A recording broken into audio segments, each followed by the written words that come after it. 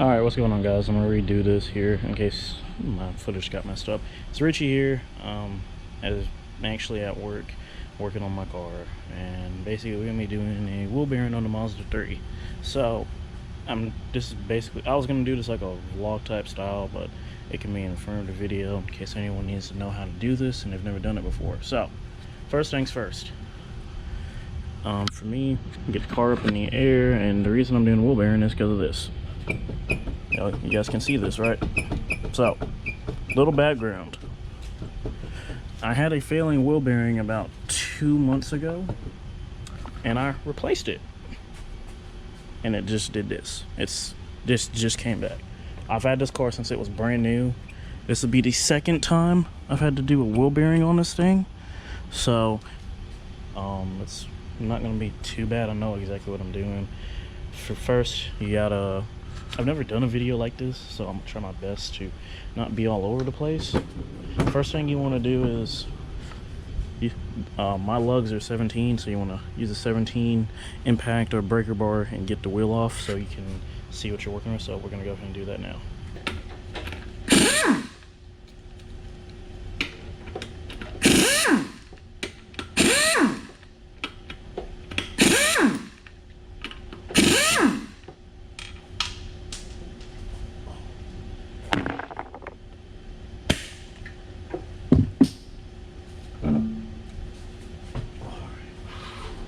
Now, as you guys can see here, wheels off. Next thing we're looking at is we got to get our axle off. So, from what I read on the forums, this is supposed to be a 32 mil. That's too small, but that's supposed to be a 32 mil. Once you get that off, the only thing left, if I'm not mistaken, or actually, let's go ahead and do an unbox and see what we're working with first. So, give me a second. Alright, I don't know what was going on here, but you can see it like ate up the front lip of the rotor. To get this off, I gotta take the caliper off also, which these are 17 millimeter. These are, I think they're 14, so check to make sure. Yep, those are 14s. Caliper bolts are 17. And as you can see here, I'm gonna go ahead and say this right now, and which I'm gonna show you guys later also. The good news is the newer style, there's a 14 to 18 Mazda3. I'm not sure about the newer ones or the older ones. You don't have to press the hub or wheel bearings out. They're all one hole assembly, which is good and bad. So all you got to do is just unbolt these and get all the other remaining stuff off. You'll be good to go. So we're gonna go ahead and get the caliper off so I can get the rotor off, and then go from there. So give me a second. Alright, what I went ahead and did is I removed this clip right here.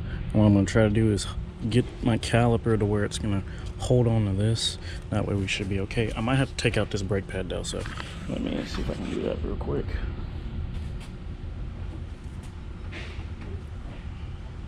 I had to put one of the caliper bolts back in because I couldn't get it down. So once you remove the clip that's here, it should give you a little bit more room to do stuff, but apparently it didn't. So I'm just gonna do this.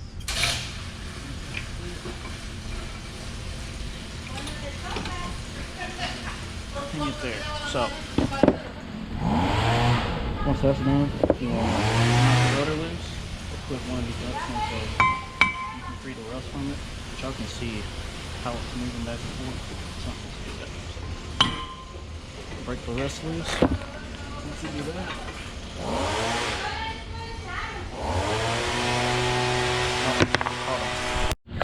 alright, sorry about that. My GoPro battery died and I needed to go charge the other ones back there at my desk. So we got the rotor off. Rotor sitting there.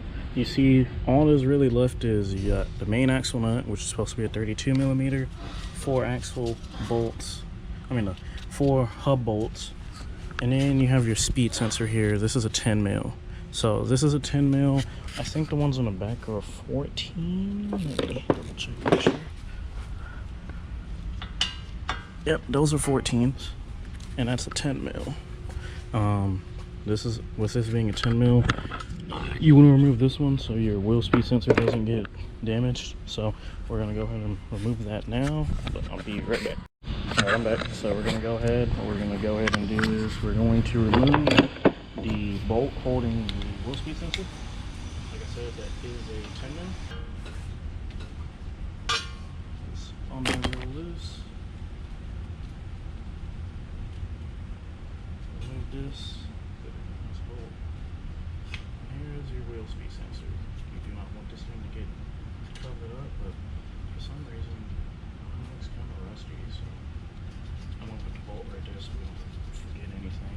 Now, this big axle nut is supposed to be a 32. Right now I have a 1 1/4, which looks like it's gonna fit. So let me see what I want to do first. We're gonna get this one off first. So if you do not have an impact, what I will recommend you doing, depending on your wheels, I have RX-8 wheels, which are different from what comes on the car. I would recommend that you try to break that loose on the ground. That way it's easier on you, especially if you don't have air tools. But if you do, then you're fine. All you gotta do is just get it off. So, here we go.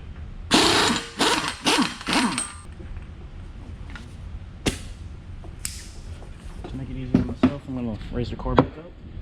The 4 exit bolts.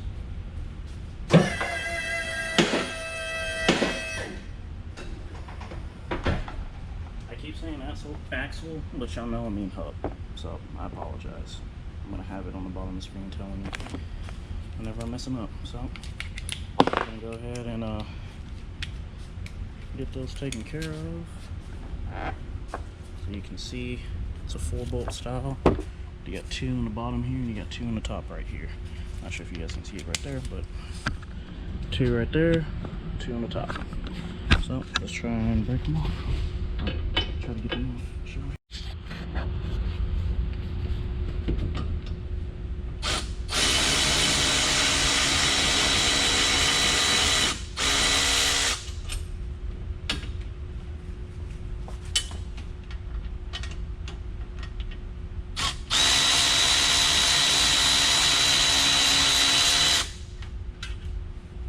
Two.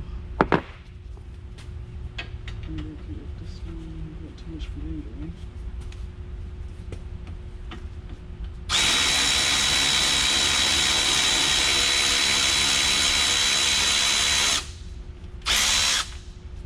Three. Fourth one's kind of in a tricky spot, but I think I can get it.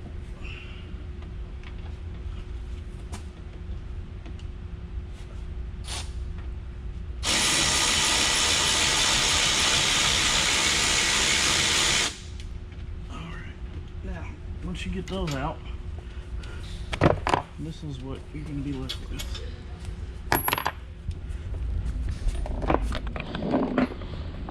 You got a hub. Your dust shield might come off on it, and you should just come off just like that. So we're going to see what was the issue. I'm kind of wondering what the hell is going on here.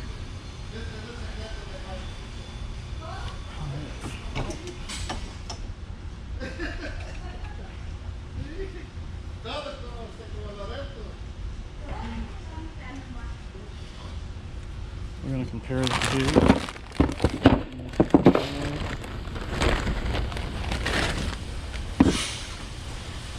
Alright, so here's the old one. Here's the new one. You see, the new one doesn't have any side-to-side play whatsoever. This one, however, I don't know if you can see that, but watch it. There's enough play right there that the car detects it, and it makes my whole wheel shake. So, really, once you get all of that taken care of, it's reverse assembly. I could have sworn there's supposed to be a ABS lock ring here. I'm wondering if that got damaged on the last install.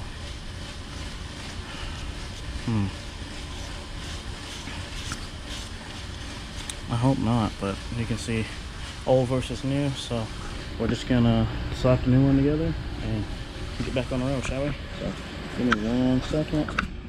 Alright, we're gonna try that again. So Oh, hopefully you can see me. I don't want to get the camera too close, but we're just gonna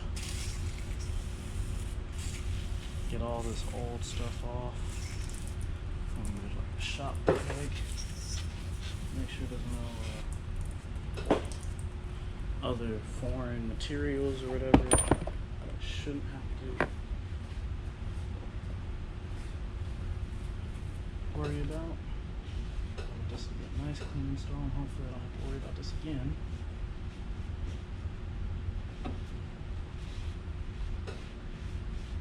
Now I am gonna go ahead and let you guys know right here. I'm pretty sure there's supposed to be a ring, but I'm just gonna go ahead and throw this together. I mean, unfortunately, I'm kind of stranded here, and I need to be leaving soon because I have stuff I need to go do. So I'm not 100% sure whether or not there's supposed to be a ring right there, but if there is, please make sure that you get that taken care of and put that in, because I don't want people commenting saying, "Oh, you messed up on such and such," or "Richie, you made me mess up my car." I'm just gonna go ahead and put a disclaimer right now. If I figure it out before this video goes up, I will let you guys know, but if I don't, just be wary of that.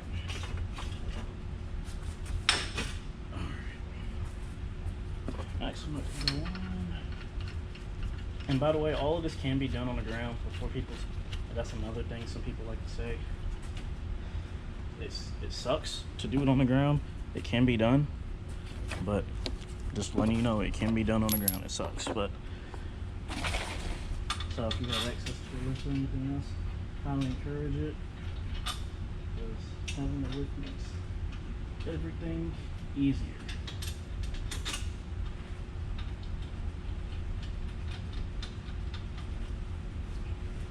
Just gonna get these bolts in tight first. Make sure I don't have any clearance issues whatsoever. This is another reason why you don't want to just put your ABS or your speed sensor in, because if you do and this is mounted wrong, there's a chance you can damage the sensor, which no one wants to have to worry about. So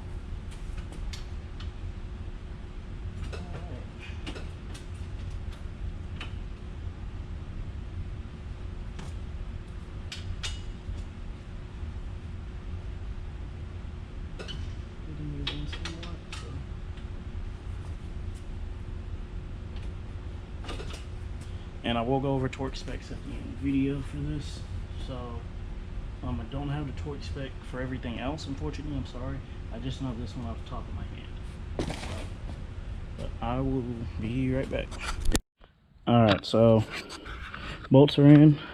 Like I said, unfortunately I don't know the torque specs. If I find out these, I'll post them in the video. But typically one thing that's good to do, especially if you get OEM quality stuff, you don't have to worry about that. Sorry about that. If you get OEM quality stuff, most of the time the bolts already have thread locker. I can show you. So this is my old bolt. This is with a caliper bolt.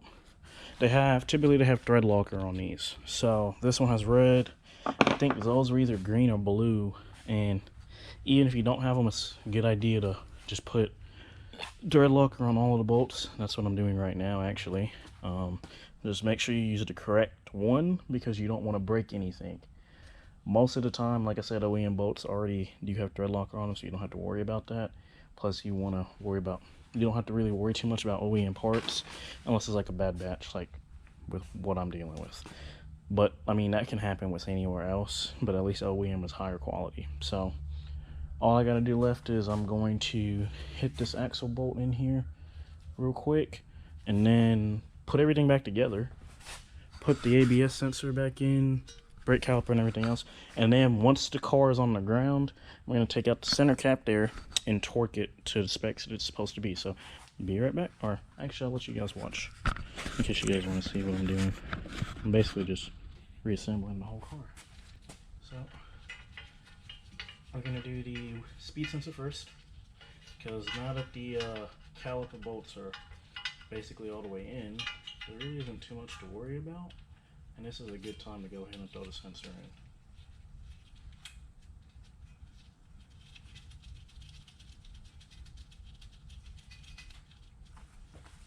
in. Let's see. Just gotta find the 10 mil.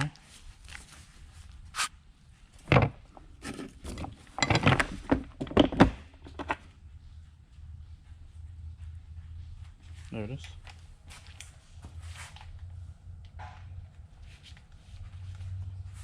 One second, I'm trying to get it dirty.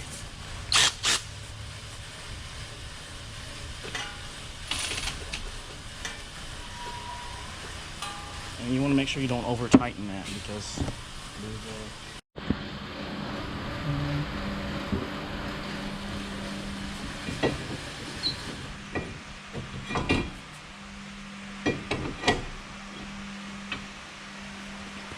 oh, big thing.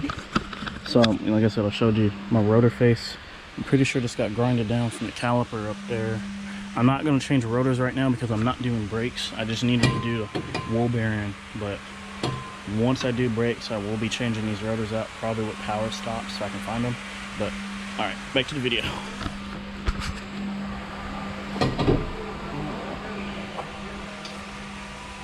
Got one lug on there, safe keeping, because these for some reason don't have one of those mounting screws, even though it's OEM. I guess Mazda doesn't believe.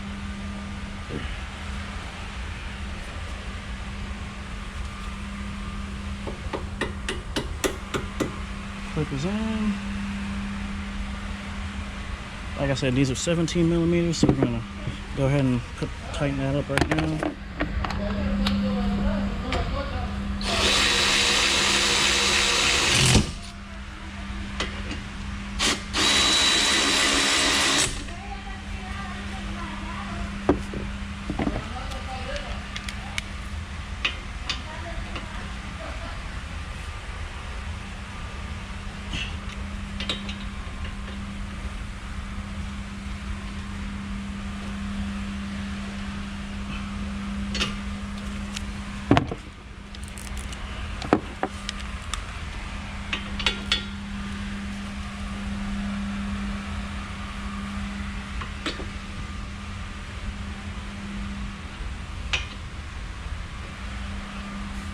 And if you did take the caliper bolts kind of loose, like I know I took one of them loose, go ahead and make sure you tighten it back up.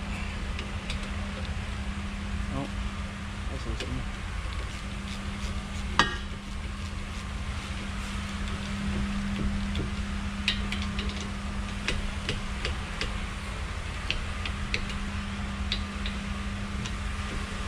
Alright, now then, all that's really work. You got some C assembly. We got those tight. I tightened all of those down. Caliper brackets tightened down. Clippers back in. Cap was on. Oh, damn, that's kind of tight. 1 second. New hub and everything's tightened. ABS speed sensor is on. Hold on, let me align the camera real quick.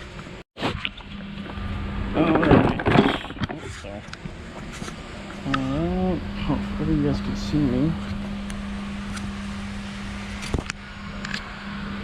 Alright.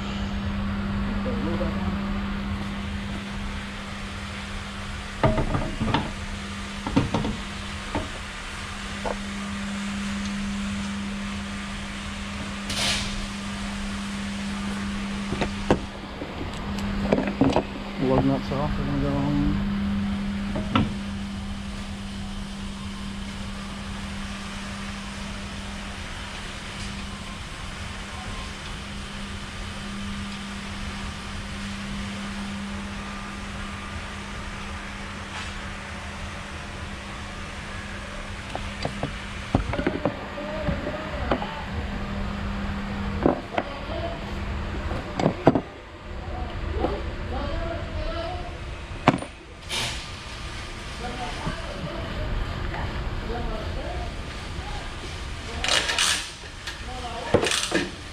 Lug nuts are on.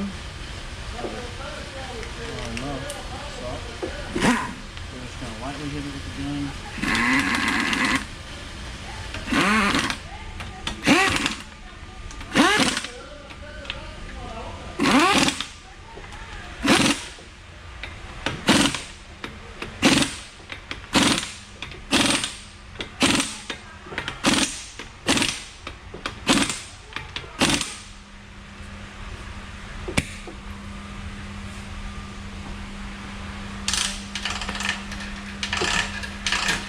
Alright, so as you guys can see, everything appears to be completely done except for this. The only thing that's left is I have to get the socket over the center and properly torque this down. So like I was mentioning earlier, the proper torque specs on this, according to what I read on, or according to what I asked everyone next door at Mazda, is between 173 to 202 foot-pounds. I don't remember what the newton meter spec is, but I'm going to torque it down to 190 foot-pounds because it's between 173 and 203. Actually, I'll do 200. So, but I'll be right back. Alright guys, I'm back here. Got the torque wrench. I set it to 200 foot-pounds. So, oh, hold on. If you got a manual car, make sure your car has a parking brake on or is in gear. Give me 1 second. Alright, I'm back. Got an extension. So let's make sure the car is in gear. So,